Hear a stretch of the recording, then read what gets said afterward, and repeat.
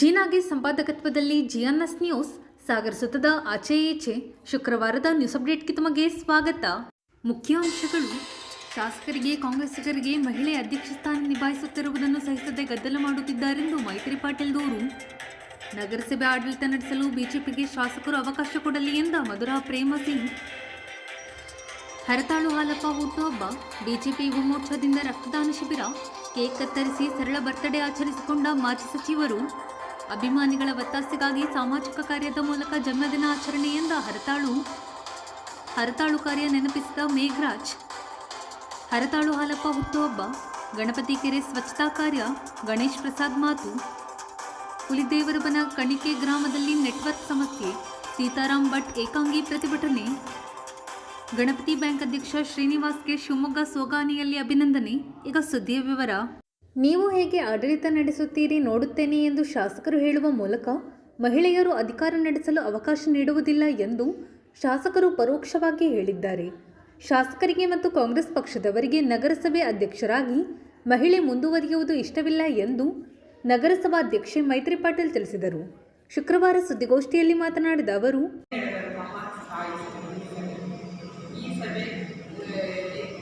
ಹಿಂದಿಂದಲೂ ಕೂಡ ನಡ್ಕೊಂಡು ಬಂದಿರೋ ರೀತಿಯಾಗಿ ನಾವು ಕೂಡ ಇನ್ನೊಂದು ಸಭೆಯನ್ನು ಆರಂಭ ಮಾಡಿದ್ವಿ. ಸಭೆಯನ್ನು ಕಾನೂನು ಪ್ರಕಾರವಾಗಿ ಕಾಯ್ದೆ ರೀತಿಯಾಗಿ ಈ ಒಂದು ಸಭೆಯ ಆರಂಭವಾಯಿತು. ಸಭಾಧ್ಯಕ್ಷರಾಗಿ ಹಾಗೂ ಚುನಾವಣಾಧಿಕಾರಿಯಾಗಿ ನಾನು ಅದರ ಒಂದು ಘೋಷಣೆಯನ್ನು ಮಾಡಿ ಸಭೆಯನ್ನು ನಾನು ನಿರ್ಣಯವನ್ನು ತಗೊಂಡಿದ್ದೇನೆ. ಘೋಷಣೆಯಾದ ನಂತರವೂ ಕೂಡ ಅಲ್ಲಿ ಗದ್ದಲದ ವಾತಾವರಣ ಕಂಡುಬಂತು. ಒಬ್ಬ ಮಹಿಳಾ ಅಧ್ಯಕ್ಷರಿಗೆ ಗೌರವವನ್ನು ಕೊಡುವುದನ್ನು ಕಾಂಗ್ರೆಸ್ ಆಡಳಿತದಲ್ಲಿ ಕೊಡಲಿಲ್ಲದ ಅನ್ನೋ ನೋವನ್ನು ನಾನು ತೋಡ್ಕೊಳ್ಳಿಕ್ಕೋಸ್ಕರ ಈಗ ನಾನು ಮಾಧ್ಯಮದ ಮುಂದೆ ಬಂದಿದ್ದೇನೆ. ಅಂದರೆ ಒಬ್ಬ ಮಹಿಳೆ ಅಧಿಕಾರವನ್ನು ನಡೆಸ್ತಾ ಇರೋದೇ ಕಾಂಗ್ರೆಸ್ನವರಿಗೆ ಇಷ್ಟ ಇಲ್ವಾ ಅನ್ನೋದು ನನ್ನ ನೇರವಾದ ಪ್ರಶ್ನೆ. ಒಬ್ಬ ಮಹಿಳೆಗೆ ನೀವು ಹೇಗೆ ಅಧಿಕಾರವನ್ನು ಮಾಡ್ತೀವಿ ಅಂತ ಹೇಳ್ಬಿಟ್ಟು ಕೇಳ್ತಾರೆ ಶಾಸಕರು ಅಂತ ಅಂದರೆ, ಇದು ಸಣ್ಣ ಒಂದು ಆಡಳಿತ ಆಯಿತು. ನಮ್ಮ ನಗರಸಭೆಗೆ ಒಂದು ನಗರ ಒಬ್ಬ ಅಧ್ಯಕ್ಷರು ಪ್ರಥಮ ಪ್ರಜೆ, ಸಾಗರದ ಪ್ರಥಮ ಪ್ರಜೆ, ಇಡೀ ಸಾಗರದ ನಗರದ ಜನತೆಗೆ ಮಾಡಿರ್ತಕ್ಕಂಥ ಅವಮಾನ ಅಂತ ಹೇಳ್ಬಿಟ್ಟು ನಾನು ಈ ಮೂಲಕ ಹೇಳ್ತೇನೆ. ಯಾಕಂತಂದರೆ ಈ ಒಂದು ಸ್ಥಳೀಯ ಅಲ್ಲಿ ಸೆಷನ್ ನಡೀತಾ ಇತ್ತು, ಅಲ್ಲಿ ನೋಡ್ಕೋಬೇಕಿತ್ತು ಶಾಸಕರು. ಇಲ್ಲಿ ಸ್ಥಳೀಯ ಒಂದು ಅಧಿಕಾರದಲ್ಲಿ ಅವರು ಎಷ್ಟು ಇಂಟ್ರೆಸ್ಟನ್ನು ತೋರಿಸಿದ್ದಾರೆ. ನೀವು ಹೇಗೆ ಅಧಿಕಾರವನ್ನು ಮಾಡ್ತೀವಿ ಅಂತ ಹೇಳ್ಬಿಟ್ಟು ಒಬ್ಬ ನಗರಸಭೆ ಅಧ್ಯಕ್ಷರಿಗೆ ಹೇಳ್ತಾರೆ ಅಂತಂದರೆ ಇದು ತುಂಬ ಒಂದು ನೋವಿನ ಸಂಗತಿ. ಈ ಒಂದು ವಿಚಾರವನ್ನು ನಮ್ಮ ಯಾವುದೇ ಮಹಿಳಾ ಸದಸ್ಯರು ಕೂಡ ಒಪ್ಪೋದಿಲ್ಲ. ಒಂದು ಆಡಳಿತ ನಡಿಬೇಕು ಅಂತಂದರೆ ಶಾಸಕರು ನಮಗೆ ಸಂಪೂರ್ಣ ಬೆಂಬಲವನ್ನು ಕೊಡಬೇಕು. ಬೆಂಬಲವನ್ನು ಕೊಟ್ಟು ನಮ್ಮ ಜೊತೆ ಇದ್ದು ಅವರು ಅಧಿಕಾರವನ್ನು ನಡೆಸ್ಕೊಂಡು ಹೋಗಬೇಕು. ಇಷ್ಟು ದಿವಸ ಅಧಿಕಾರ ಇಲ್ಲದಂತಹ ನಗರಸಭೆ ಈಗ ಅಧಿಕಾರ ಚುಕ್ಕಾಣಿ ಹಿಡಿದಿದೆ ಅಂದರೆ ನಗರಸಭೆಯಲ್ಲಿ ಏನೋ ಒಂದು ಒಳ್ಳೆಯ ವಾತಾವರಣ ಸೃಷ್ಟಿಯಾಗಿದೆ. ಊರಿನ ಜನರಿಗೆ ಏನೋ ಒಂದು ಅಧಿಕಾರ ಸಿಗ್ತದೆ. ನಗರಸಭೆಯಿಂದ ಒಂದು ಸ್ವಚ್ಛತೆ ಆಗಿರ್ಬೋದು, ಒಂದು ಸಣ್ಣ ಪುಟ್ಟ ಕೆಲಸಗಳಾದರೂ ಕೂಡ ಆಗಲಿ ಅನ್ನೋದು ಊರಿನ ಜನರ ಹಿತದೃಷ್ಟಿಯಿಂದ ನಗರಸಭೆಗೆ ನಮ್ಮನ್ನು ಆಯ್ಕೆ ಮಾಡಿ ಕಳಿಸಿ ಕೂರಿಸಿದ್ದಾರೆ. ಇದನ್ನ ಒಂದು ಆಡಳಿತವನ್ನು ಮಾಡಲಿಕ್ಕೆ ಬಿಡಲ್ಲ ಅಂತಂದರೆ ಪ್ರಥಮ ಒಂದು ಸಭೆಯಲ್ಲೇ ನಮಗೆ ಈ ರೀತಿ ಗದ್ದಲದ ವಾತಾವರಣವನ್ನು ಸೃಷ್ಟಿ ಮಾಡಿದ್ರಿಂದ ನನ್ನ ಒಂದು ಅಂದರೆ ನಗರಸಭಾ ಅಧ್ಯಕ್ಷರಿಗೆ ಏನು ಅಧಿಕಾರ ಇತ್ತು, ಸಭೆಯ ಒಂದು ನಿರ್ಣಯವನ್ನು ನಾನು ತಿಳಿಸಿ ಹೋಗಿದ್ದೇನೆ. ಓಡೋಗಿದ್ದಾಳೆ, ಇದು ಮಾಡಿದ್ದಾಳೆ, ಅವರೆಲ್ಲ ಆ ಮಾತಿಗೆ ನಾನು ಉತ್ತರ ಕೊಡಲಿಕ್ಕೆ ನಾನು ರೆಡಿ ಇಲ್ಲ. ನನ್ನ ನಿರ್ಣಯವನ್ನು ನಾನು ತಗೊಂಡಿದ್ದೀನಿ ಅಂತ ಹೇಳ್ತೀನಿ. ಇದರಲ್ಲಿ ನನಗೆ ಏನು ಕೂಡ ಅದರಲ್ಲಿ ಚೂರು ಕೂಡ ಮುಜುಗರ ಇಲ್ಲ. ನಮ್ಮ ಆಡಳಿತ ಪಕ್ಷದವರು 9 ಜನ, ವಿರೋಧ ಪಕ್ಷದವರು 2, ಆಮೇಲೆ ಪಕ್ಷೇತರ 2, ನಾವು 11 ಜನರನ್ನು ಆಯ್ಕೆ ಮಾಡಿ ಪಟ್ಟಿಯನ್ನು ಕೂಡ ಓದಿ ಕೂಡ ತಿಳಿಸಿದ್ದೀವಿ. ಹಾಗಾಗಿ ಒಬ್ಬ ಒಬ್ಬ ಅಧ್ಯಕ್ಷರಾಗಿ ಮಹಿಳಾ ಅಧ್ಯಕ್ಷರಿಗೆ ಗೌರವವನ್ನು ಕೊಡುವುದನ್ನು ಮೊದಲು ಕಾಂಗ್ರೆಸ್ ಅಧಿಕಾರದ ಶಾಸಕರು ತಿಳ್ಕೋಬೇಕು ಅಂತ ಹೇಳಿ ನಾನು ಈ ಮುಖಾಂತರ ನೇರವಾಗಿ ಹೇಳ್ತೇನೆ. ಇನ್ನೊಂದು ವಿಷಯ ಏನಂತ ಅಂದರೆ, ಸಾಗರದಲ್ಲಿ ಇಷ್ಟು ಒಳ್ಳೆಯ ಒಂದು ನಗರಸಭೆ ಇದೆ. ಅಂದರೆ ಪುರಸಭೆ, ನಗರಸಭೆ ಆಡಳಿತ, ಸಣ್ಣ ಆಡಳಿತದಲ್ಲಿ ಇವರು ಚೆನ್ನಾಗಿ ನಡೆಸ್ಕೊಂಡು ಹೋಗಬೇಕು. ಯಾಕೆಂದರೆ ಇವರು ಶಾಸಕರು ಅನುದಾನವನ್ನು ಕೊಟ್ಟು ಸಂಪೂರ್ಣವಾಗಿ ಬೆಂಬಲವನ್ನು ಕೊಟ್ಟು ಇಂಥ ಒಂದು ಆಡಳಿತವನ್ನು ನಡೆಸ್ಕೊಂಡು ಹೋಗಬೇಕು. ಆದರೆ ಆಗಿದ್ದ ಒಂದು ದಿನದಿಂದ ಕೂಡ ನನಗೆ ಯಾವುದೇ ರೀತಿ ಈ ಒಂದು ಸಹಕಾರ ಸಿಕ್ಕಿಲ್ಲ. ಕೂತಿರೋದು ನಗರ ಒಂದು ಅಧ್ಯಕ್ಷರಾಗಿದ್ದೀನಿ ಬಿಟ್ಟರೆ ಯಾವುದೇ ರೀತಿ ಸಹಕಾರ ನಗರಸಭೆಯಿಂದ ನನಗೆ ಸಿಗ್ತಾ ಇಲ್ಲ. ನಮಗೆ ನೇರವಾಗಿ ಅವರು ಒಬ್ಬ ಮಹಿಳಾ ಅಧ್ಯಕ್ಷೆ ಇದ್ದಾರೆ ಅನ್ನೋದನ್ನ ವಿರೋಧವನ್ನು ಮಾಡ್ತಿದ್ದಾರೆ ಕಾಂಗ್ರೆಸ್ ಆಡಳಿತ ಅಂತ ಹೇಳಿ ನಾನು ಹೇಳ್ತೀನಿ. ಮೊನ್ನೆ ದಿನ ನಗರಸಭೆ ಉಪಾಧ್ಯಕ್ಷ ಮತ್ತು ಅಧ್ಯಕ್ಷರ ಚುನಾವಣೆ ಏನು ನಡೆಯಿತು, ಆ ಚುನಾವಣೆಯ ಒಂದು ಜಯವನ್ನು ಅವರಿಗೆ ಅಡಗಿಸ್ಕೊಳ್ಳೋಕ್ಕೆ ಆಗ್ತಾ ಇಲ್ಲ. ಫುಲ್ಲು ಹತಾಶರಾಗಿದ್ದಾರೆ ಕಾಂಗ್ರೆಸ್ ಸರ್ಕಾರದವರು.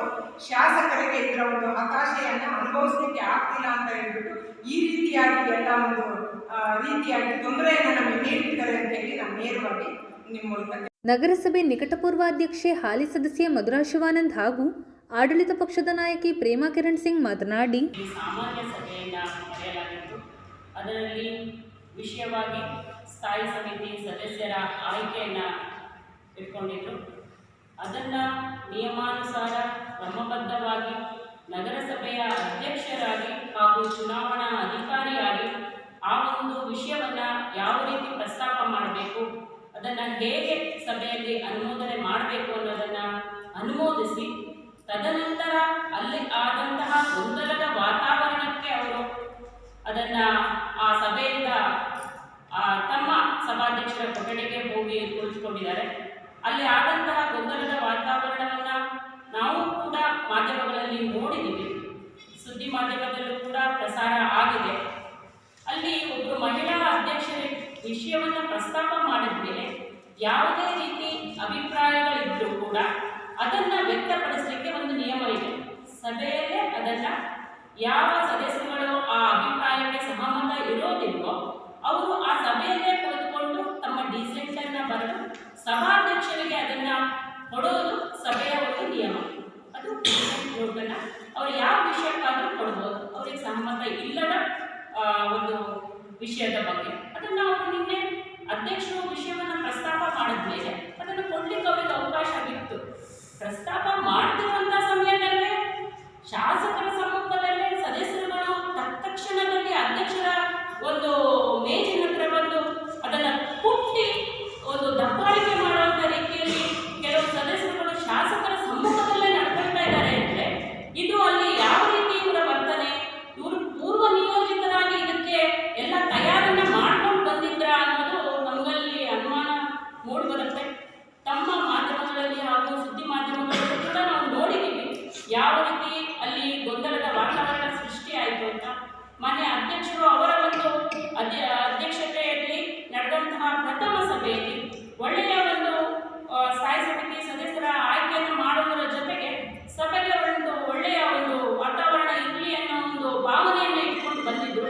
ಆ ಭಾವನೆಯನ್ನು ಗೊಂದಲದ ವಾತಾವರಣವಾಗಿ ನಿರ್ಮಾಣ ಮಾಡೋದ್ರ ಜೊತೆಗೆ ಅಲ್ಲಿ ಆ ಸಭೆಯನ್ನ ದಿಕ್ಕು ತಪ್ಪಿಸುವಂಥ ಕೆಲಸವನ್ನ ಮಾಡುವುದರಲ್ಲೇ ಸದಸ್ಯರುಗಳು ನಿರತರಾಗಿದ್ದರು. ಹಾಗಾಗಿ ಈ ಒಂದು ಸಭೆಯಲ್ಲಿ ಗೊಂದಲದ ವಾತಾವರಣ ಆಯಿತು. ಆದರೆ ಸಭೆಯನ್ನು ನಿಯಮಾನುಸಾರ ಶಿಷ್ಟಾಚಾರವಾಗಿ ಯಾವ ರೀತಿ ಕ್ರಮವಾಗಿ ನಡೆಸಬೇಕೋ ಅದನ್ನು ನಡೆಸಿದ್ದಾರೆ. ಇದರಲ್ಲಿ ನಮ್ಮ ನಗರಸಭೆಯ ಪೌರಾಯುಕ್ತರಾದ ನಾಗಪ್ಪನವರು ಅತ್ಯಂತ ಒಂದು ವ್ಯವಸ್ಥಿತವಾದ ಜವಾಬ್ದಾರಿಯನ್ನು ನಿರ್ವಹಿಸಿದ್ದಾರೆ. ಇದಕ್ಕೆ ಅವರಿಗೆ ನಾವು ಅತ್ಯಂತ ಗೌರವಪೂರ್ವಕವಾಗಿ ವಂದನೆಗಳನ್ನು ಹೇಳ್ತೀವಿ. ಯಾಕಂದರೆ ನಿನ್ನೆ ದಿನ ಬಂದಂಥ ಪತ್ರಿಕೆಯಲ್ಲೂ ಕೂಡ ಇದೆ. ಅವರ ಪ್ರತಿಕ್ರಿಯೆ ಯಾವ ರೀತಿ ಇದೆ ಅಂದರೆ, ಪೌರಾಯುಕ್ತ ಎಚ್ ಕೆ ನಾಗಪ್ಪ ಅವರು ಸ್ಥಾಯಿ ಸಮಿತಿ ಸದಸ್ಯರ ಹೆಸರನ್ನು ಘೋಷಣೆ ಮಾಡುವುದು ಚುನಾವಣಾಧಿಕಾರಿಯೂ ಆಗಿರುವ ನಗರಸಭೆ ಅಧ್ಯಕ್ಷರ ಪರಮಾಧಿಕಾರ. ಇದಕ್ಕೆ ನಾನು ಆಕ್ಷೇಪಣೆ ವ್ಯಕ್ತಪಡಿಸಲು ಬರುವುದಿಲ್ಲ. ಅವರು ಘೋಷಣೆ ಮಾಡುವ ಮೊದಲು ಕಾನೂನಿನ ಬಗ್ಗೆ ಅವರಿಗೆ ತಿಳಿಸಿದ್ದೇನೆ. ನೀವು ಅಧ್ಯಕ್ಷರ ನಿರ್ಣಯಕ್ಕೆ ಆಕ್ಷೇಪಣೆ ಸಲ್ಲಿಸಿದರೆ ನಾನು ಅದನ್ನು ಜಿಲ್ಲಾಧಿಕಾರಿಗಳಿಗೆ ಕಳುಹಿಸಿಕೊಡುತ್ತೇನೆ ಅನ್ನೋದನ್ನು ಮಾಧ್ಯಮ ಪತ್ರಿಕೆಗಳೆಲ್ಲ ಬಂದಿದೆ. ಇದರಲ್ಲಿ ನಮಗೆ ತಿಳಿಯುತ್ತೆ, ಸಭಾಧ್ಯಕ್ಷರಿಗೆ ನಾವು ಅಲ್ಲಿ ಗೌರವವನ್ನು ಕೊಡಬೇಕು. ಅವರು ಮಂಡಿಸಿರುವಂಥ ವಿಷಯದ ಬಗ್ಗೆ ನಮಗೆ ಆಕ್ಷೇಪಣೆಗಳಿದ್ದರೆ ಅದನ್ನು ನಾವು ಅಲ್ಲಿ ವ್ಯವಧಾನವಾಗಿ ಒಂದು ಗೌರವಪೂರ್ವಕವಾಗಿ ಸಲ್ಲಿಸಿದಾಗ ಮಾತ್ರ ಅಲ್ಲಿ ಸಭೆ ಸುಸೂತ್ರವಾಗಿ ನಡೆಯಲಿಕ್ಕೆ ಸಾಧ್ಯ ಆಗುತ್ತೆ. ಈ ನಿಟ್ಟಿನಲ್ಲಿ ನಿನ್ನೆ ದಿನ ಒಬ್ಬರು ಮಹಿಳಾ ಅಧ್ಯಕ್ಷರ ಮೇಲೆ ಅವರು ಒಂದು ಶೋಷಣೆಯನ್ನು ಮಾಡಲಿಕ್ಕೆ ಅವರ ಸದಸ್ಯರುಗಳೇ ಅಲ್ಲಿ ಬಂದು ಅದನ್ನು ವ್ಯಕ್ತಪಡಿಸಿದ್ದಾರೆ. ಇದನ್ನು ನಾವೆಲ್ಲರೂ ನೋಡಿದ್ದೀವಿ. ನಿಜವಾಗ್ಲೂ ಇದು ನಮಗೆಲ್ಲರಿಗೂ ಒಂದು ಖಂಡನೀಯವಾದಂಥ ವಿಷಯ ಅಂತ ಹೇಳಿ ನಾವು ಹೇಳ್ತಾ ಇದ್ದೀವಿ. ಇನ್ನು ಮುಂದೆ ಇಂಥ ಗೊಂದಲದ ವಾತಾವರಣವನ್ನು ನಿರ್ಮಾಣ ಮಾಡದೆ ವ್ಯವಸ್ಥಿತವಾಗಿ ನಾವು ಜನಸಾಮಾನ್ಯರಿಗೆ 1,000 ಜನರ ಜನಪ್ರತಿನಿಧಿಯಾಗಿ ಕೂತಿರುವಂತಹ ಮಹಿಳಾ ಅಧ್ಯಕ್ಷರನ್ನ ನಾವು ಒಂದು ಸುವ್ಯವಸ್ಥಿತವಾಗಿ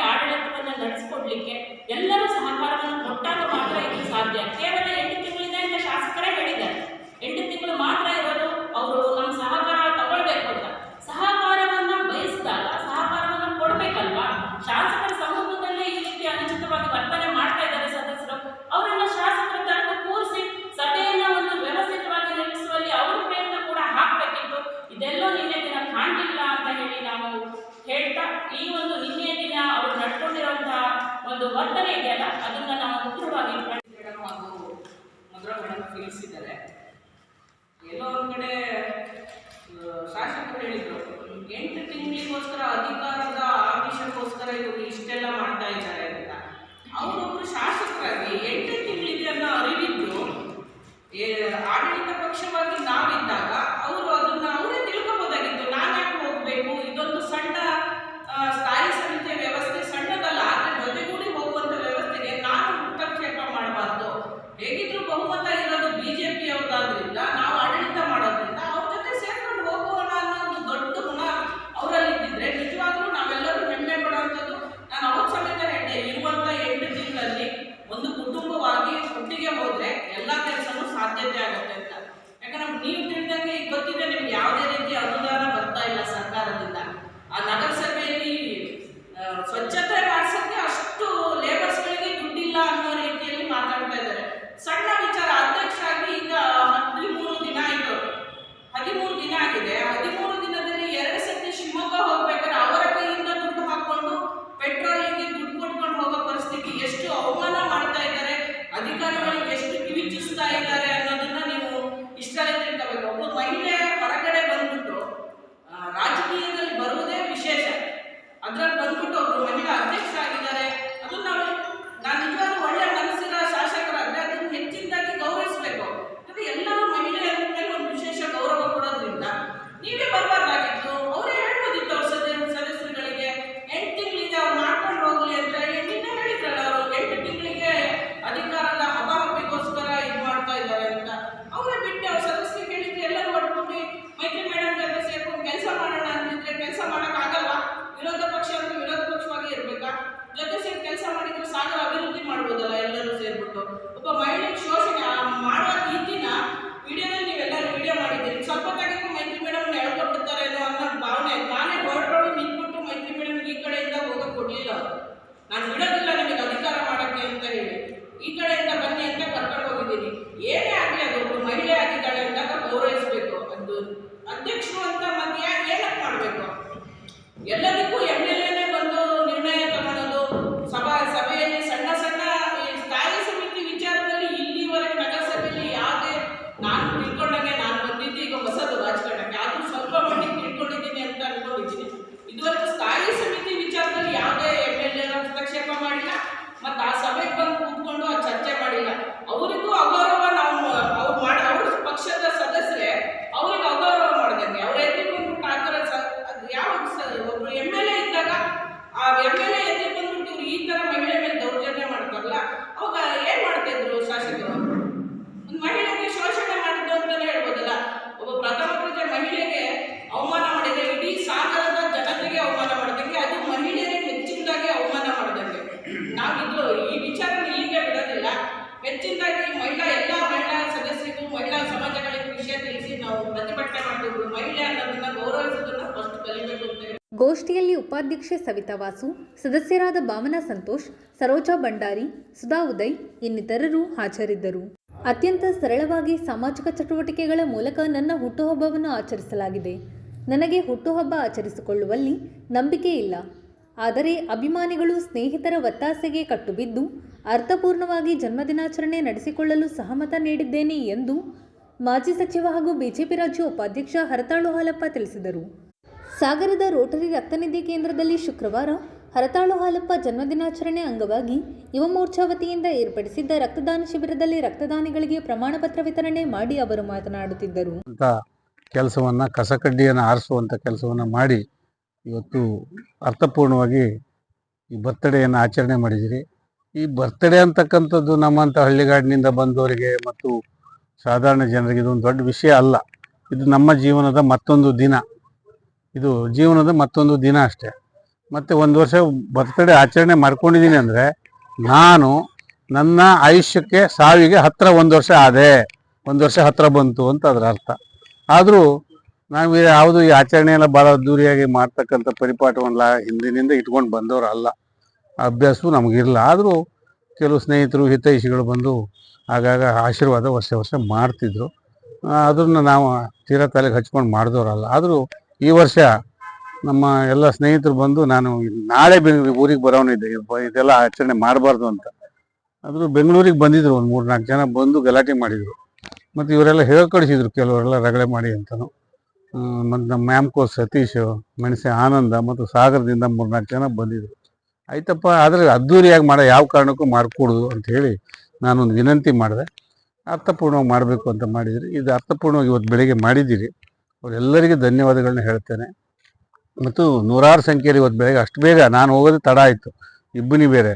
ಅಷ್ಟೊಂದು ಸಂಖ್ಯೆಯಲ್ಲಿ ಸೋದರಿಯರು ಸೇರಿದಾಗೆ, ಕೌನ್ಸಿಲರು ಸೇರಿದಾಗೆ, ಪದಾಧಿಕಾರಿಗಳು, ಹಳ್ಳಿಗಾಡಿನ ಅಕ್ಕಪಕ್ಕದ ಹಳ್ಳಿಯವರು ಬಂದಿದ್ರಿ. ತಮಗೆ ಧನ್ಯವಾದಗಳನ್ನ ಅರ್ಪಿಸ್ತೇನೆ. ನಮ್ಮ ಜವಾಬ್ದಾರಿಯನ್ನು ಹೆಚ್ಚು ಮಾಡಿದ್ದೀರಿ. ಇಲ್ಲ, ನೀವು ಇನ್ನೊಂದಿಷ್ಟು ಕೆಲಸ ಮಾಡಬೇಕು ಸಾರ್ವಜನಿಕ ಜೀವನದಲ್ಲಿ ಅಂತ ನೆನಪು ಮಾಡಿದ್ದೀರಿ. ಜೊತೆಗೆ ಬ್ಲಡ್ ಬ್ಯಾಂಕ್ನಲ್ಲಿ ಈಗ ಹೇಳ್ತಾ ಇದ್ದರು, ನಮ್ಮ ಬ್ಲಡ್ ಬ್ಯಾಂಕ್ನ ಶಿವಕುಮಾರ್ ಅವರು, ಮತ್ತೊಬ್ಬ ಊರಿನ ಹಿರಿಯರಾದ ಶಾಂತಕುಮಾರ್ ಅವರು ಮತ್ತು ನಮ್ಮ ನಾಗರಾಜ್ ಪೈಗಳು ಅರ್ಥಪೂರ್ಣವಾಗಿ ಮಾಡಿ ಅಂತ, ಮತ್ತು ಬ್ಲಡ್ ತೊಂದರೆ ಇದೆ ಅಂತ ಹೇಳಿ ಗಮನಕ್ಕೆ ತಂದಿದ್ರಂತೆ. ಯಾರು ಅಂತ ಮನಸ್ಸು ಮಾಡಲಿಲ್ಲ. ಆದರೆ ನಮ್ಮ ಹಿರಿಯರಾದ ಮೇಘರಾಜ್ ಅವರು ಮತ್ತು ನಮ್ಮ ಪಕ್ಷದ ಪದಾಧಿಕಾರಿಗಳ ಸಲಹೆ ಪಡೆದು ಯುವ ಮೋರ್ಚಾದವರು ಒಂದು ಒಳ್ಳೆಯ ಕೆಲಸ ಮಾಡಿದ್ರಿ ಅಂತ ಹೇಳಿ ಇಡೀ ನಮ್ಮ ಪಕ್ಷಕ್ಕೂ ಮತ್ತು ಮೋದಿಯವರ ಅನುಯಾಯಿಗಳಿಗೆ ಒಳ್ಳೆ ಕೆಲಸ ಮಾಡಿದ್ರಿ ಅಂತ ಈಗ ಇಬ್ಬರು ಸೇರಿ ಅಭಿನಂದಿಸಿದರು. ಆ ಅಭಿನಂದನೆ ನನಗಲ್ಲ, ನಿಮಗೆ. ನೀವು ರಕ್ತ ಕೊಟ್ಟವರು. ಗೌತಮ್ಪುರದಿಂದ ಬಂದು 14 ಜನ ಒಂದೇ ಊರಿನವ್ರು ಕೊಟ್ಟಿದ್ದಾರೆ. ಇವತ್ತು ಒಂದು ವಿಶೇಷ ಅದು. ಹೀಗೆ ಹಳ್ಳಿಗಾಡಿನಿಂದ ಪೇಟೆಯವರು ಎಲ್ಲ ಸೇರಿ ಮಾಡಿರೋದು ಅರ್ಥಪೂರ್ಣ ಕಾರ್ಯಕ್ರಮ.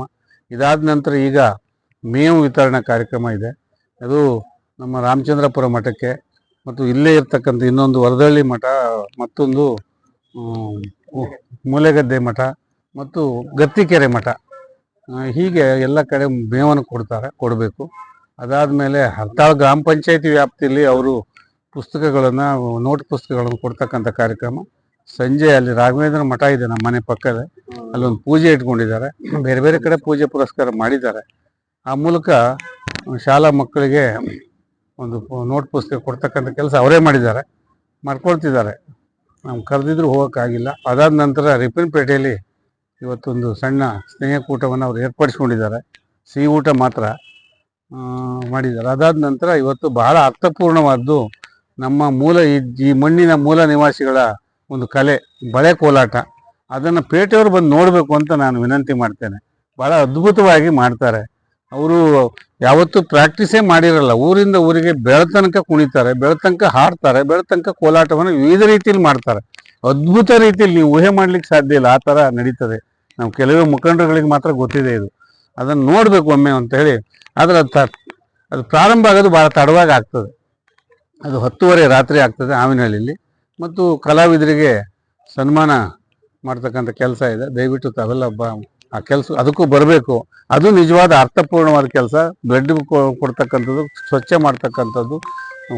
ಬಿಜೆಪಿ ಮಾಜಿ ಜಿಲ್ಲಾಧ್ಯಕ್ಷ ಟಿ.ಡಿ. ಮೇಘರಾಜ್ ಮಾತನಾಡಿ, ಸನ್ಮಾನ್ಯ ನರೇಂದ್ರ ಮೋದಿ ಅವರು ಅವರ ಜನ್ಮದಿನವನ್ನು ನವೆಂಬರ್ 17ರಿಂದ ಅಕ್ಟೋಬರ್ 2ರವರೆಗೆ ಸೇವಾ ಪಾಕ್ಷಿಕ ಅಂತ ಹೇಳಿ ಅನೇಕ ಸೇವಾ ಕಾರ್ಯಗಳನ್ನು ಮಾಡೋದ್ರ ಮುಖಾಂತರ ಆಚರಣೆಯನ್ನು ಮಾಡ್ತಾ ಇರ್ತಕ್ಕಂಥ ಮೇಲ್ಪಂಕ್ತಿಯನ್ನು ಹಾಕಿಕೊಟ್ಟಿದ್ದಾರೆ. ಅದೇ ರೀತಿಯಲ್ಲಿ ಮಾನ್ಯ ಹಾಲಪ್ಪನವರು ಜನ್ಮದಿನವನ್ನು ಆಚರಿಸಬೇಕು ಅಂತಂದಾಗ ಅವರದ್ದೊಂದು ಸಣ್ಣ ಪ್ರತಿರೋಧವನ್ನು, ಯಾವುದೇ ಕಾರಣಕ್ಕೆ ಆಡಂಬರದ ಆಚರಣೆಗಳು ಬೇಡ, ಮೋದಿಯವರ ಮಾದರಿಯಲ್ಲಿ ಅವ್ರು ನಡೆದಿರ್ತಕ್ಕಂಥ ಹೆಜ್ಜೆನಲ್ಲಿ ನಾವು ನಡಿಬೇಕು ಅಂತಕ್ಕಂಥ ಸೂಚನೆ ಅವರಿಂದ ಬಂತು. ಆ ಹಿನ್ನೆಲೆ ಒಳಗೆ ನಾವೆಲ್ಲರೂ ಸೇರಿ ಅವರ ಜನ್ಮದಿನವನ್ನು, ಅವರ ಕನಸಿನ ಯೋಜನೆ ಸಾಗರದ ಅಂತರ್ಜಲ ವೃದ್ಧಿ ಆಗಬೇಕು, ಗಣಪತಿ ಕೆರೆ ಸ್ವಚ್ಛ ಆಗಬೇಕು ಅನ್ನೋದು ಅವರ ಕನಸಿನ ಕಲ್ಪನೆ ಆಗಿತ್ತು. ಅದನ್ನು ಅವರ ಅಧಿಕಾರದ ಅವಧಿನಲ್ಲಿ, ಅವರು ಶಾಸಕರಾಗಿದ್ದಂಥ ಅವಧಿನಲ್ಲಿ ಕಾರ್ಯಗತ ಕೂಡ ಮಾಡಿದ್ರು. ಇವತ್ತು ಸಾಗರದ ಹೆಬ್ಬಾಗಿಲು ಆ ಧ್ವಜಸ್ತಂಭ ಆಗಿದೆ. ಧ್ವಜಸ್ತಂಭದ ಆವರಣ ಗಣಪತಿ ಕೆರೆ ಹರತಾಳು ಹಾಲಪ್ಪನವರನ್ನ ಸದಾ ಮನಸ್ಸಿನಲ್ಲಿರ್ತಕ್ಕಂಥ ವಾತಾವರಣವನ್ನು ನಿರ್ಮಾಣ ಮಾಡಿದೆ. ಆ ಪ್ರದೇಶವನ್ನು ಸ್ವಚ್ಛತೆ ಮಾಡಬೇಕು ಅಂತ ಹೇಳಿ ನೂರಾರು ಜನ ಸೇರಿ ಇವತ್ತು ಸಂಘ ಸಂಸ್ಥೆಗಳು, ಸ್ವಯಂ ಸೇವಕರು ಸೇರಿ ಸ್ವಚ್ಛ ಮಾಡ್ತಕ್ಕಂಥ ಕಾರ್ಯವನ್ನು ಮಾಡಿದ್ವಿ. ಸರ್ಕಾರಿ ಆಸ್ಪತ್ರೆಯಲ್ಲಿ ಬ್ಲಡ್ ಬ್ಯಾಂಕ್ನಲ್ಲಿ ರಕ್ತದ ಕೊರತೆ ಇತ್ತು ಅಂತ ಹೇಳಿ ರೋಟರಿ ಸಂಸ್ಥೆಯವರು ಆಗಾಗ ತಿಳಿಸ್ತಾ ಇದ್ರು. ಆ ನಿಮಿತ್ತವಾಗಿ ನಮ್ಮ ಯುವ ಮೋರ್ಚಾದ ತಂಡ, ಅರುಣ್ ಕುಗ್ವೇರವರು, ಮೂಡಳ್ಳಿ ಹರೀಶ್ ರವರು, ಪರಶುರಾಮ್ರವರ ತಂಡ ಸುಮಾರು 126ಕ್ಕಿಂತ ಹೆಚ್ಚು ಯೂನಿಟ್ ರಕ್ತದಾನವನ್ನು ಮಾಡಿಸಬೇಕು ಅಂತ ಹೇಳಿ ಸಂಕಲ್ಪವನ್ನು ಮಾಡಿ ಈಗಾಗಲೇ 50% ಗುರಿಯನ್ನು ತಲುಪಿದ್ದಾರೆ. ಅವರಿಗೆ ಅಭಿನಂದನೆಗಳನ್ನು ಸಲ್ಲಿಸ್ತಾ ಇದ್ದೇನೆ. ಅದೇ ರೀತಿಯಲ್ಲಿ ಶೇಕಡ 50 ಅಂದ್ರೆ 60 ದಾಟ್ತೋದು. ಈಗಾಗಲೇ ಅದರ ಜೊತೆಗೇನೆ ಪೂಜ್ಯ ರಾಮಚಂದ್ರಾಪುರ ಮಠದ ಗುರುಗಳು ಮೊನ್ನೆ ಸಾಗರಕ್ಕೆ ಆಗಮಿಸಿದ್ರು. ಆ ಸಂದರ್ಭದಲ್ಲಿ ತಮ್ಮ ಆಶೀರ್ವಾದವನ್ನು ಪಡೆಯಲಿಕ್ಕೆ ಮಾನ್ಯ ಹರ್ತಾಳ್ ಹಾಲಪ್ಪನವರು ಆಗಮಿಸ್ತಾರೆ ಮತ್ತು ತಮ್ಮ ಕನಸಿನ ಯೋಜನೆ ಗೋಶಾಲೆಗೆ ಮೇವನ್ನ ಕೊಡೋದ್ರ ಮುಖಾಂತರ ಅದನ್ನು ಆಚರಿಸಬೇಕು ಅಂತ ಹೇಳಿ ಮಾಡಿದ್ದಾರೆ ಅಂತ ಹೇಳಿ ವಿನಂತಿಯನ್ನು ಮಾಡಿದಾಗ ತಾವು ಕೂಡ ಮಠದಲ್ಲಿದ್ದು ಆಶೀರ್ವದಿಸಬೇಕು, ಇಂಥ ಮಹತ್ವಾಕಾಂಕ್ಷೆಯ ಕಾರ್ಯಕ್ರಮವನ್ನು ಮಾಡಬೇಕು ಅಂತ ಹೇಳಿದ್ದಾರೆ. ಈಗ 3:15 ಅಲ್ಲಿ ರಾಮಚಂದ್ರಾಪುರ ಮಠದಲ್ಲಿ ಗೋಶಾಲೆಗೆ ಮೇಮನ್ನ ಸಮರ್ಪಣೆ ಮಾಡೋದ್ರ ಮುಖಾಂತರ ಪೂಜ್ಯ ಶ್ರೀಗಳ ಆಶೀರ್ವಾದವನ್ನು ಪಡಿತಕ್ಕಂಥ ಕೆಲಸವನ್ನು ಮಾಡ್ತಾ ಇದ್ದೇವೆ. ಅದೇ ರೀತಿ ಗತ್ತಿಕೆರೆ ಮಠಕ್ಕೆ ಹೋಗಿ ಹುಲ್ಲನ್ನ ಕೊಡ್ತಕ್ಕಂಥದ್ದು, ಮೂಲೆಗದ್ದೆ ಮಠಕ್ಕೆ ಹೋಗಿ ಮೇವನ್ನ ಕೊಡ್ತಕ್ಕಂಥದ್ದು, ರಿಪ್ಪನ್ಪೇಟೆನಲ್ಲಿ ಸಾಧಕರಿಗೆ ಸನ್ಮಾನ ಮಾಡ್ತಕ್ಕಂಥದ್ದು, ಅದೇ ರೀತಿ ಆವಿನಹಳ್ಳಿನಲ್ಲಿ ಬಳೆ ಕೋಲಾಟ ಈ ಭಾಗದ ಸಾಂಸ್ಕೃತಿಕವಾದಂಥ ಒಂದು ಹೆಗ್ಗುರುತು. ವಿಶೇಷವಾಗಿ ಪರಿಶಿಷ್ಟ ಜಾತಿ ಪಂಗಡದವರು ಸಂಭ್ರಮಿಸ್ತಕ್ಕಂಥ ಹಬ್ಬ ಬಳೆ ಕೋಲಾಟವನ್ನು ಆಯೋಜಿಸಿ ಸುಮಾರು ಒಂದು 4-6 ಸಾವಿರ ಜನಕ್ಕೆ ಸಹಭೋಜನವನ್ನು ಏರ್ಪಡಿಸಿ ಅವರೊಂದಿಗೆ ಭೋಜನವನ್ನು ಸ್ವೀಕರಿಸಿ ಬಳೆ ಕೋಲಾಟವನ್ನು ಆಡಿಸ್ಬೇಕು ಅಂತಕ್ಕಂಥ ಯೋಚನೆ ಆಗಿದೆ. ಅದರ ಜೊತೆಗೆ ಕಲಾವಿದರನ್ನ ಸನ್ಮಾನಿಸಬೇಕು. ಇವತ್ತು ಕಲಾವಿದರು ಅಂತಂದ್ರೆ, ನಟರು ಅಂತಂದ್ರೆ ಅತ್ಯಂತ ಕೀಳು ಅಭಿರುಚಿಯಲ್ಲಿ ನೋಡ್ತಕ್ಕಂಥ ಚುನಾಯಿತ ಪ್ರತಿನಿಧಿಗಳನ್ನ, ಅವರ ಮಾತುಗಳನ್ನು ನಾವು ಕೇಳ್ತಾ ಇದ್ದೀವಿ. ಆ ಸಂದರ್ಭದಲ್ಲಿ ಸಾಗರದ ಕುಡಿ ದಿಯಾ ಹೆಗಡೆ ಅತ್ಯಂತ ಎತ್ತರಕ್ಕೆ ಬೆಳೆದಿರ್ತಕ್ಕಂಥ ಕಲಾವಿದೆ. ಆಕೆ ಮತ್ತು ಅನೇಕ ಸಾಂಸ್ಕೃತಿಕ ಕಲಾವಿದರನ್ನ ಆವಿನಹಳ್ಳಿನಲ್ಲಿ ಸನ್ಮಾನಿಸಿ ಬಳೆ ಕೋಲಾಟ ಮತ್ತು ಸಹ ಪಂಕ್ತಿ ಭೋಜನದ ಜೊತೆಗೆ ಜನ್ಮದಿನವನ್ನು ಆಚರಿಸಬೇಕು ಅಂತೇಳಿ ನಾವೆಲ್ಲ ಹಿತೈಷಿಗಳು ಯೋಚನೆ ಮಾಡಿದ್ವಿ. ಅಂತೆ ಇವತ್ತು ಈಗ ರಕ್ತದಾನ ಶಿಬಿರ ಮುಕ್ತಾಯಗೊಂಡಿದೆ. ನಮ್ಮ ನಾಯಕರು ಆಗಮಿಸಿ ಎಲ್ಲರೂ ಕೂಡ ಸಂಭ್ರಮಿಸಿದ್ದಾರೆ. ಈ ಸಂದರ್ಭದಲ್ಲಿ ಪ್ರಮುಖರಾದ ರತ್ನಾಕರ್ ಹೊನಗೋಡು, ಮಲ್ಲಿಕಾರ್ಜುನ್ ಹಕ್ರೆ, ಡಾಕ್ಟರ್ ರಾಜನಂದಿನಿ ಕಾಗೋಡು, ಅರುಣ್ ಕುಗ್ವೆ, ಹರೀಶ್ ಮೂಡಳ್ಳಿ, ಪರಶುರಾಮ್, ದೇವೇಂದ್ರಪ್ಪ ಯಲಕುಂದ್ಲಿ, ಗಣೇಶ್ ಪ್ರಸಾದ್, ಬಿಟಿ ರವೀಂದ್ರ, ಸಂತೋಷ್ ಶೇಟ್, ವಿನೋದ್ ರಾಜ್, ಮುರಳಿ, ಪ್ರದೀಪ್, ಶಿವಶಂಕರ್ ಇನ್ನಿತರರು ಹಾಜರಿದ್ದರು. ಹರತಾಳು ಹಾಲಪ್ಪ ಅವರ ಜನ್ಮದಿನದ ಅಂಗವಾಗಿ ಗಣಪತಿ ಕೆರೆಯನ್ನು ಶುಕ್ರವಾರ ಬೆಳಗ್ಗೆ ಸ್ವಚ್ಛಗೊಳಿಸಲಾಯಿತು. ನೂರಾರು ಜನರು ಗಣಪತಿ ಕೆರೆಗೆ ಇಳಿದು ಕಸ ಕಡ್ಡಿಗಳನ್ನು, ಪ್ಲಾಸ್ಟಿಕ್ ಇನ್ನಿತರೆಗಳನ್ನು ಹೆಕ್ಕಿ ತೆಗೆದರು. ಇದೇ ಸಂದರ್ಭದಲ್ಲಿ ಮಾಜಿ ಸಚಿವ ಹರತಾಳು ಹಾಲಪ್ಪ ಅವರಿಗೆ ನೆರೆದವರು ಜನ್ಮದಿನದ ಶುಭಾಶಯ ಕೋರಿದರು. ಈ ಸಂದರ್ಭದಲ್ಲಿ ಬಿಜೆಪಿ ನಗರ ಘಟಕದ ಅಧ್ಯಕ್ಷ ಕೆಆರ್ ಗಣೇಶ್ ಪ್ರಸಾದ್ ಮಾತನಾಡಿ, ಆತ್ಮೀಯರೇ, ಇವತ್ತಿನ ದಿನ ಒಂದು ವಿಶೇಷ ಕಾರ್ಯಕ್ರಮದಲ್ಲಿ ನಾವೆಲ್ಲ ಕೂಡ ತೊಡಕೊಂಡಿದ್ದೇವೆ. ಮಾನ್ಯ ಮಾಜಿ ಸಚಿವರು, ನಮ್ಮೆಲ್ಲರ ನಾಯಕರಾದ ಹರ್ತಾಳ ಹಾಲಪ್ಪನವರ ಒಂದು ಜನ್ಮದಿನ ನಿಮಿತ್ತವಾಗಿ ಒಂದು ಅರ್ಥಪೂರ್ಣವಾಗಿರ್ತಕ್ಕಂಥ ಕಾರ್ಯಕ್ರಮವನ್ನು ಮಾಡಬೇಕು ಅಂತ ಯೋಚನೆ ಮಾಡಿದ್ವಿ. ಆ ನಿಟ್ಟಿನಲ್ಲಿ ಬೆಳಗ್ಗೆ ಇವತ್ತು 6:30ಯಿಂದ ನಮ್ಮೆಲ್ಲ ಪಕ್ಷದ ಕಾರ್ಯಕರ್ತರು ಹಾಗೂ ನಗರಸಭಾ ಅಧ್ಯಕ್ಷರು, ಉಪಾಧ್ಯಕ್ಷರು, ಸದಸ್ಯರುಗಳು ಇವರೆಲ್ಲರ ಒಂದು ಸಹಕಾರದೊಂದಿಗೆ ಇವತ್ತು ಗಣಪತಿ ಕೆರೆ ಸುತ್ತಮುತ್ತಲಿನ ಪರಿಸರವನ್ನ ಸ್ವಚ್ಛ ಮಾಡತಕ್ಕಂಥ ಕೆಲಸವನ್ನ ಅತ್ಯಂತ ಶ್ರದ್ಧೆಯಿಂದ ನಾವೆಲ್ಲರೂ ಸೇರಿ ಮಾಡಿದ್ದೇವೆ. ಬಹುಶಃ ಮಾನ್ಯ ಹಾಲಪ್ಪನವರ ಒಂದು ಕನಸಾಗಿತ್ತು ಗಣಪತಿ ಕೆರೆಯ ಒಂದು ಅಭಿವೃದ್ಧಿ ಆಗಬೇಕು. ಆ ನಿಟ್ಟಿನಲ್ಲಿ ಸಾಗರಕ್ಕೆ ಒಂದು ಪ್ರವಾಸೋದ್ಯಮದ ರೀತಿಯಲ್ಲಿ ಇದು ಒಂದು ಮಾದರಿ ಆಗ್ಬೇಕಂತಕ್ಕಂಥ ಒಂದು ಯೋಚನೆ ಇತ್ತು. ಆ ನಿಟ್ಟಿನಲ್ಲಿ ಅವರ ಅವಧಿಯಲ್ಲಿ ಒಂದಷ್ಟು ಒಳ್ಳೆಯ ಕೆಲಸಗಳು ಆಗಿದ್ದು, ಅದ ನಂತರದಲ್ಲಿ ಇವತ್ತು ಗಣಪತಿ ಕೆರೆ ನೋಡಿದ್ರೆ ಒಂಥರ ನಮಗೆಲ್ಲರಿಗೂ ಕೂಡ ಮನಸ್ಸಿಗೆ ಬೇಸರ ಆಗ್ತಕ್ಕಂಥ ಒಂದು ವಾತಾವರಣ ಇಲ್ಲಿದೆ. ಇದನ್ನ ನೂತನ ನಗರಸಭಾ ಅಧ್ಯಕ್ಷರು ಮತ್ತು ಅವರೆಲ್ಲರ ಸಹಕಾರದೊಂದಿಗೆ ಮತ್ತೊಮ್ಮೆ ಹಿಂದಿನ ಒಂದು ವೈಭವವನ್ನ ಮರುಕಳಿಸುವಂತ ನಿಟ್ಟಿನಲ್ಲಿ ನಮ್ಮೆಲ್ಲರ ಪ್ರಯತ್ನ ಇರುತ್ತೆ ಅಂತ ಹೇಳಿ ಸಂದರ್ಭದಲ್ಲಿ ನಾನು ಹೇಳಲಿಕ್ಕೆ ಬಯಸ್ತಾ ಇದ್ದೀನಿ. ನಗರಸಭಾಧ್ಯಕ್ಷೆ ಮೈತ್ರಿ ಪಾಟೀಲ್, ಉಪಾಧ್ಯಕ್ಷೆ ಸವಿತಾ ವಾಸು, ಸದಸ್ಯರಾದ Madhura Shivanand, Sudha Uday, doctor Rajanandini Kagodu, V Mahesh, Satish K, Srinivas Mestri ಇನ್ನಿತರರು ಹಾಜರಿದ್ದರು. ಸಾಗರ ತಾಲೂಕಿನ ಹುಲಿದೇವರಬನ ಸಮೀಪದ ಹೊಸಕೊಪ್ಪ ಗ್ರಾಮದಲ್ಲಿ ಬಿಎಸ್ಎನ್ಎಲ್ ನೆಟ್ವರ್ಕ್ ಸಿಗುತ್ತಿಲ್ಲ ಎಂದು ದೂರಿ ಗ್ರಾಮದ ಸೀತಾರಾಮ್ ಹೆಗಡೆ ಶುಕ್ರವಾರ ಬಿಎಸ್ಎನ್ಎಲ್ ಕಚೇರಿ ಎದುರು ಏಕಾಂಗಿ ಧರಣಿ ನಡೆಸಿದರು. ಈ ಕುರಿತು ತಮ್ಮ ಅಳಲು ತೋಡಿಕೊಂಡ ಸೀತಾರಾಮ್ ಹೆಗಡೆ, ನಮ್ದು ಸಾಗರ ತಾಲೂಕು ಆವನಹಳ್ಳಿ ಹೋಬಳಿ ಕುಬ್ನಾರ್ಕೊಪ್ಪ ಅಂತ ಅಲ್ಲಿ ಕಣಿಕೆ ಹುಲ್ದಾರ್ ಮಾತ್ರ ಕಣಿಕೆ ಬರುತ್ತೆ. ಅಲ್ಲಿ BSNL ನಮ್ಮ ಮನೆಗೆ BSNL ಬಿಟ್ರೆ ಬೇರೆ ಏರ್ಟೆಲ್ ಸಿಗಲ್ಲ, ಜಿಯೋ ಸಿಗಲ್ಲ. ಸಾಮಾನ್ಯ ನಿರಂತರವಾಗಿ ಯಾವ ಪ್ರಾಬ್ಲಮ್ ಆಗ್ತಾ ಇರ್ತಿತ್ತು. ಈಗ 15 ದಿವಸದಿಂದ ಇವರು 5 ನಿಮಿಷ ನಮ್ಗೆ ನೆಟ್ವರ್ಕ್ ಕೊಡ್ತಾ ಇಲ್ಲ, ಸಿಗ್ತಾ ಇಲ್ಲ. ಹೇಳಿದ ತಕ್ಷಣ ನಮ್ಮ ಟೆಕ್ನಿಷಿಯನ್ ಬರ್ತಾರೆ, ಟೆಕ್ನಿಷಿಯನ್ ಕಳಿಸ್ತೀನಿ ಸೈಟಿಗೆ ಅಂತ ಹೇಳ್ತಾರೆ. ಬಿಟ್ರೆ ಸಂಜೆ 6-7 ಗಂಟೆವರೆಗೆ ಹೋಗೋಣ ಮಾತಾಡ್ತಾರೆ, ನಾವು ಮಾತಾಡಿ ಚಂದಕ್ಕೆ ಮಾತಾಡ್ತಾರೆ. ತಿರುಗಿ ಅಷ್ಟ್ರ ಮೇಲೆ ಮತ್ತೆ ನಾವು ಜೀವ ಹೋಯ್ತು ಅಂದ್ರೆ ಮತ್ತೆ ಇವ್ರು ಫೋನ್ ಎತ್ತಲ್ಲ. ಇವ್ರಿಗೆ ಹೇಳಿ, ಗುರುಳಯ್ಯ ನಾನು ಖಾಲಿ ಬಿದ್ದಾತೀನಿ, ನಮ್ಮನ್ನು ಖಂಡಿತ ನಾವು ದಯಮಾಡಿ ಇದು ಮಾಡಿ. 2 ಮಕ್ಕಳು ಡಿಗ್ರಿ ಕಾಲೇಜ್ ಹೋಗ್ತಾ ಪಾಪ, ಅವಕ್ಕೂ ಸಮಸ್ಯೆ, ನಮಗೂ ಸಮಸ್ಯೆ ಅಂತಂದ್ರೆ ಏನು ದೊಡ್ಡ ಮಿನಿಸ್ಟರ್ ಅಲ್ಲ, ಶ್ರೀಮಂತನೂ ಅಲ್ಲ. 24 ಗಂಟೆ ನಂಗೆ ಬೇಡ, ಸಂಜೆ ಒಂದು 5 ಗಂಟೆ ಮೇಲೆ ಒಂದು 10 ಗಂಟೆ ಮೇಲೆ ನಮ್ಗೆ ರಾತ್ರಿ ನೆಟ್ವರ್ಕ್ ಕೊಡಿ ಅಂತಂದ್ರೆ ಅದಕ್ಕೂ ಅನಿಸ್ತಾ ಇಲ್ಲ. ಈಗ ನಾನು KEB ಡಿಪಾರ್ಟ್ಮೆಂಟಿಗೆ ಬರ್ರಿ, ನೀವು ಬರ್ರಿ ಅಂತಾರೆ. ನಾನು ಯಾಕೆ ಹೋಗ್ಬೇಕು KEB ಡಿಪಾರ್ಟ್ಮೆಂಟಿಗೆ? ಕರೆನ್ಸಿ ನೀವು ಹಾಕ್ತೀರಾ, ನಂಗೆ 4 ಫೋನ್ 500 ರೂಪಾಯಿ 15 ದಿವಸಕ್ಕೆ ಹಾಕ್ತೀರಾ? ನಾ ಬರ್ತೀನಿ. ನಿಮ್ಮ ದುಡ್ಡನ್ನ ಕರೆನ್ಸಿ ಹಾಕಿ ಕೊಡೋದು, ನಾ ಬರ್ತೀನಿ. ನೀವು ಹೇಳಿ ಬರ್ತೀನಿ. ನಾನು ಏನ್ ಮಾಡ್ಬೇಕು ಲೆಕ್ಕ? ನಾನು ವಿಷಯ ತರೋದು ಒಂದೇ ಬೇಕಪ್ಪ, ಬಾಕಿ ಸಿಗಲ್ಲ. ಮೊದ್ಲೇ ನಾ ಹಾರ್ಟ್ ಪ್ರಾಬ್ಲಮ್ ಮನುಷ್ಯ, ಮನೇಲಿ ಹೆಂಗಸ್ರ ಮಕ್ಕಳೇ ಇರೋದು, ಬೇರೆ ಯಾರು ಇಲ್ಲ. ಆ ಒಂದು ಏರ್ಟೆಲ್ ಸಿಮ್ ಹಾಕಿದ್ವಿ, ಸಾಮಾನ್ಯ 20 ಮೀಟರ್ ಮುಂದೆ ಹೋಗಿ ನಾವು ಆ ಮಿಷಿಲ್ ಕಚ್ಚಿ ಅಂತ ರಾತ್ರಿ ಮಾತಾಡ್ಬೇಕು. ನಾನು ನೆಟ್ವರ್ಕ್ ಇಲ್ಲ. ಅದು ಬಾಕಿಯಲ್ಲಿ ಎಲ್ಲ ಸ್ವಲ್ಪ ಮೇಲ್ಮನೆ ಇದಾವೆ, ಅಲ್ಲಿ ಏರ್ಟೆಲ್ ಎಲ್ಲ ಜಿಯೋ ಸಿಗುತ್ತೆ. ಯಾವಾಗಲೂ ಪ್ರಾಬ್ಲಮ್ ಆಗ್ತಿಲ್ಲ. ಈಗ 15 ದಿವಸದಿಂದ ಈ ತರ ಕೈ ಕೊಟ್ಟಿದ್ದಾರೆ. ಅದು ಯಾರು ಮಾಡ್ಬೇಕು ಕರ್ತವ್ಯ? ಇವ್ರು ಮಾಡ್ಬೇಕಲ್ವಾ? ಇವ್ರು ಅಧಿಕಾರಿಗಳಲ್ವಾ? ಸಂಬಳ ತಗೊಳಲ್ವಾ ಇವರು? ಇವ್ರ ಸಂಬಳ ನನಗೆ ಫ್ರೀಯಾಗಿ ಏನಾದ್ರು ಕರೆನ್ಸಿ ಹಾಕ್ತಾರಾ ನಿಮ್ಗೆ ಕಷ್ಟ ಆಗಿದೆ ಅಂತೇಳಿ? ಅಥವಾ ಫ್ರೀಯಾಗಿ ಏನಾದ್ರು ಕರೆನ್ಸಿ ಹಾಕ್ತಾರಾ? ಹೋಗ್ಲಿ, ಯಾವ್ದಾರು ಮಾಡಿ. ನಮ್ದು ಹುಲ್ದೇರ್ ಮನ ಹೊಸಗಪ್ಪ, ಅಲ್ಲೇ ಸೀತಾರಾಮ್ ಭಟ್ರು ಅಂತೇಳಿ. ಬಿಎಸ್ಎನ್ಎಲ್ ಅಧಿಕಾರಿ ಹರ್ಷವರ್ಧನ್ ಮಾತನಾಡಿದರು. ಏನಾಗಿದೆ ಅಂತ ಹೇಳಂದ್ರೆ, ಅವಿನಹಳ್ಳಿ ಭಾಗದಲ್ಲಿ ಮೊನ್ನೆ ಒಂದು ಮರ ಬಿದ್ದ್ಬಿಟ್ಟು ಪವರ್ ಸಪ್ಲೈ ಪ್ರಾಬ್ಲಮ್ ಆಯ್ತು. ಅದಾಗಿ ಮೇಲೆ ಏನಾಗಿದೆ ಅಂತ ಹೇಳಂದ್ರೆ, ಒಂದು 2 ದಿನ ಕಂಟಿನ್ಯೂ ಪವರ್ ಸಪ್ಲೈ ಇರಲಿಲ್ಲ. ಆ ಟೈಮಲ್ಲಿ ಏನಾಗಿದೆ, ಅಲ್ಲಿಂದ ಮುಂದೆಗಡೆ ಕನೆಕ್ಟಿವಿಟಿ ಇರೋದು ಹುಲಿದೇವರ ಬನ ಅಂತ. ಹುಲಿದೇವರ ಬನದಲ್ಲಿ ಒಂದು ಕಣಿಕೆಯಿಂದ ಟವರ್ ಇದೆ. ಆ ಟವರಿಗೆ ಪವರ್ ಸಪ್ಲೈ ಪ್ರಾಬ್ಲಮ್ ಆಗ್ತಾ ಇದೆ. ಅಂದ್ರೆ ಅಲ್ಲಿಂದಾನೆ ಹೋಗ್ಬೇಕಾಗಿರೋದು, ಅಲ್ಲಿಂದ ಹಾವಿನಹಳ್ಳಿ ಕಡೆಯಿಂದ ಮುಂದೆಗಡೆ ಸಪ್ಲೈ ಇರಲಿಲ್ಲ ಅಂತ ಹೇಳಿ ಒಂದು 2 ದಿನ ಪ್ರಾಬ್ಲಮ್ ಆಗಿತ್ತು. ಅದಾಗಿ ಮೇಲೆ ಏನಾಗ್ತಿದೆ ಅಂದ್ರೆ, ಇವಾಗ ಸಂಜೆ ಟೈಮ್ ಅಲ್ಲಿ ರೋಸ್ಟರ್ ಮಾಡೋದ್ರಿಂದ ನಮಗೆ ಕಡಿಮೆ ವೋಲ್ಟೇಜ್ ಬರ್ತಾ ಇದೆ. ಸೊ 180 ಮೇಲೆ ಇದ್ರೆ ಅಂದ್ರೆ ನಮ್ಮ ಇಕ್ವಿಪ್ಮೆಂಟ್ ವರ್ಕ್ ಆಗುತ್ತೆ. 120 ತನಕ ವೋಲ್ಟೇಜ್ ಬರ್ತಾ ಇದೆ. ಸೊ ಅವಾಗ ಏನಾಗುತ್ತೆ ಅಂದ್ರೆ, ಕರೆಂಟ್ ಅವ್ರಿಗೆ ಇರೋ ತರ ಕಾಣಿಸ್ತಾ ಇರುತ್ತೆ, ಮತ್ತೆ ನಮ್ಮ ಇಕ್ವಿಪ್ಮೆಂಟ್ ಆನ್ ಆಗೋದಿಲ್ಲ. ಅದನ್ನ ನಾವು ಲೈನ್ಮನ್ ಗಳಿಗೆ ಆಲ್ರೆಡಿ ನಾವು ಹೇಳಿದೀವಿ, ರಿಕ್ವೆಸ್ಟ್ ಮಾಡಿದೀವಿ.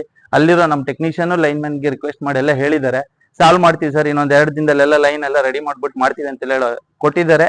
ಆಮೇಲೆ ನಮ್ಗೆ ಇದಕ್ಕೆ ಮೇನ್ ಏನಪ್ಪಾ ಅಂತ ಹೇಳಂದ್ರೆ, ಬ್ಯಾಟ್ರಿ ವ್ಯವಸ್ಥೆ ಬೇಕು. ಬ್ಯಾಟ್ರಿ ಅದರಲ್ಲಿ ಇರುವಂತ ಬ್ಯಾಟ್ರಿ ಸ್ವಲ್ಪ ಕಡಿಮೆ ಇದೆ, ಬ್ಯಾಕಪ್ ಕಡಿಮೆ ಇದೆ. ಆ ಬ್ಯಾಟ್ರಿ ಬ್ಯಾಕಪ್ಗೆ ನಾವು ಆಲ್ರೆಡಿ ಲೆಟರ್ ಮಾಡಿದೀವಿ. ಅದಕ್ಕೆ ಒಂದು ಬ್ಯಾಟ್ರಿನೂ ಬರೋ ಇನ್ನೊಂದು 1 ತಿಂಗಳೊಳಗೆ ಬರೋ ಚಾನ್ಸಸ್ ಇದೆ ಮ್ಯಾಕ್ಸಿಮಮ್. ಆಲ್ರೆಡಿ ಇಂಡೆಂಟ್ ಎಲ್ಲ ಹಾಕಿ ಊರ್ಜಾ ಅನ್ನೋದು ಒಂದು ಪೋರ್ಟಲ್ ಇದೆ, ಅದರಲ್ಲೆಲ್ಲ ರೆಡಿ ಮಾಡಿದೀವಿ. ಅದು ಬಂದ ತಕ್ಷಣನೇ ಬ್ಯಾಟ್ರಿನೂ ಬರುತ್ತೆ. ಕರೆಂಟ್ ಹೋದ್ರೆ ಅಂದ್ರೆ ಒಂದು 4-5 ಗಂಟೆ ತಾಸಂತೂ ಪ್ರಾಬ್ಲಮ್ ಇಲ್ಲ, ಆರಾಮಾಗಿ ವರ್ಕ್ ಆಗುತ್ತೆ. ಸೊ ಅವಾಗ ನಾವು ಈ ಪ್ರಾಬ್ಲಮ್ಗಳಿಗೆ ಒಂದು ತಾತ್ಕಾಲಿಕವಾಗಿ ಅಂತ್ಯವನ್ನು ಮಾಡಬಹುದು. ಸೊ ಅಲ್ಲಿ ತನಕ ನಾವು ಮೆಸ್ಕಾಂ ಜೊತೆ ಕೋಆರ್ಡಿನೇಟ್ ಮಾಡಿ ಇವಾಗ ಸದ್ಯಕ್ಕೆ ಏನ್ ಬೇಕೋ ಅದನ್ನ ನಾವು ಪ್ರಾಬ್ಲಮ್ ರಿಸಾಲ್ವ್ ಮಾಡೋದಕ್ಕೆ ಟ್ರೈ ಮಾಡ್ತೀವಿ. ಸರ್, ಅದು ನಿಮ್ಗೆ ಏನಾಗುತ್ತೆ ಅಂದ್ರೆ, ಈ ತರ ಪ್ರಾಬ್ಲಮ್ ಇರೋದನ್ನ ನಾವು ನಮ್ಗೆ ಹೈಯರ್ ಆಫೀಸರ್ಸಿಗೆ ನಾವು ಹೇಳ್ತೀವಿ. ಬಿಟ್ರೆ ಅದನ್ನ ನಮ್ಗೆ ಇಲ್ಲಿ ಈ ಸಾಗರ ಇದ್ರೊಳಗಡೆ ನಾವು ಪಬ್ಲಿಷ್ ಮಾಡೋ ಅಂದ್ರೆ ನಮ್ಮ ಈ ವ್ಯಾಪ್ತಿಯಲ್ಲಿ ಇರೋದಿಲ್ಲ. ನಾವು ಶಿವಮೊಗ್ಗ ನಮ್ಮ ಆಫೀಸಿಗೆ ನಾವು ಇನ್ಫಾರ್ಮೇಶನ್ ಕೊಟ್ಟಿರ್ತೀವಿ, ಈ ತರ ಪ್ರಾಬ್ಲಮ್ ಆಗಿದೆ ಅಂತ ಹೇಳಿ. ಅದಕ್ಕೆ ಕಂಟಿನ್ಯೂ ಪವರ್ ಸಪ್ಲೈ. ಆಯ್ತು ಸರ್. ಈಗ ನೆಕ್ಸ್ಟ್ ಅದನ್ನ ನಾವು ನಮ್ಮ ಆಫೀಸ್ ಶಿವಮೊಗ್ಗ ಆಫೀಸಿಗೆ ಮಾತಾಡ್ಕೊಂಡ್ಬಿಟ್ಟು ಮೇನ್ ಆಫೀಸಿಗೆ ಈ ತರ ಪ್ರಾಬ್ಲಮ್ ಇದ್ದಾಗ ನಾವು ಈ ತರ ಆಗಿದೆ ಅಂತ ಹೇಳಿ ನಾವು ನಿಮ್ಗೆ ರಿಪೋರ್ಟ್ ಮಾಡೋ ತರ. ಈ ಸಂದರ್ಭದಲ್ಲಿ ಬಿಎಸ್ಎನ್ಎಲ್ ಅಧಿಕಾರಿ ಮುರಳೀಕೃಷ್ಣ ಹಾಜರಿದ್ದರು. ಶಿವಮೊಗ್ಗದ ಸೋಗಾನೆ ಶ್ರೀ ಮಾರಿಯಮ್ಮ ದೇವಸ್ಥಾನದ ನೂತನ ಗೋಪುರ ಕೆಲಸ ಪ್ರತಿಷ್ಠಾಪನಾ ಕಾರ್ಯಕ್ರಮದಲ್ಲಿ ಸಾಗರ ಗಣಪತಿ ಬ್ಯಾಂಕ್ ಅಧ್ಯಕ್ಷ ಹಾಗೂ ನಗರಸಭಾ ಸದಸ್ಯ ಆರ್ ಶ್ರೀನಿವಾಸ್ ಮೇಸ್ತ್ರಿ ಅವರ ಸಾಮಾಜಿಕ ಕಾರ್ಯದ ಹಿನ್ನೆಲೆಯಲ್ಲಿ ಸನ್ಮಾನಿಸಲಾಯಿತು. ಈ ಸಂದರ್ಭದಲ್ಲಿ ವೇದ ವಿಜಯಕುಮಾರ್, ಪ್ರಸಾದ್, ಮುನಿರತ್ನ, ಮಣಿಕಂಠ, ಆಶಾ ಪ್ರಸಾದ್, ಶೋಭಾಮೂರ್ತಿ ಇನ್ನಿತರರು ಹಾಜರಿದ್ದರು. ಇದು ಶುಕ್ರವಾರದ ಸಮಗ್ರ ಸುದ್ದಿ. ನಿರಂತರ ಸುದ್ದಿಗಾಗಿ ನೋಡ್ತಾ ಇರಿ GNS ನ್ಯೂಸ್. ನಮಸ್ಕಾರ.